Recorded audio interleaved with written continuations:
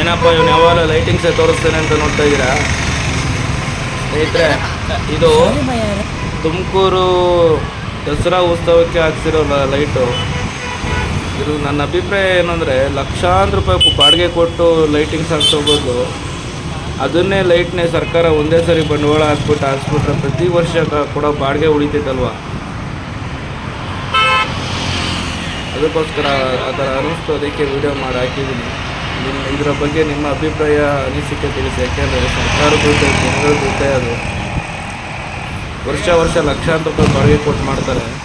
ಅದರ ಬದಲು ಇವರೇ ಸರ್ಕಾರದವರೇ ಕೊಂಡ್ಕೊಬಿಟ್ರೆ ಒಂದೇ ಸರಿ ಬಾಡಿಗೆ ಉಳಿಯುತ್ತೆ, ಜನಗಳ ದುಡ್ಡು ಉಳಿತೈತೆ. ನೋಡಿ, ಇದಕ್ಕೆ 1 ಕೋಟಿ ವೆಚ್ಚ ತೆಗೆದಿದ್ದಾರಂತೆ. ಆ 1 ಕೋಟಿಯಲ್ಲಿ ಬಂಡವಾಳ ಹಾಕಿದ್ರೆ ಒಂದು ದಿನ ಎಲ್ಲ ಹಾಕ್ಬೋದಲ್ವ, ಒಂದು ವರ್ಷ ಪೂರ್ತಿ ಹಾಕ್ಬೋದಲ್ವ? ಏನಂತೀರ ಗೆಳೆಯರೆ? ನಿಮ್ಮ ಅಭಿಪ್ರಾಯ ತಿಳಿಸಿ.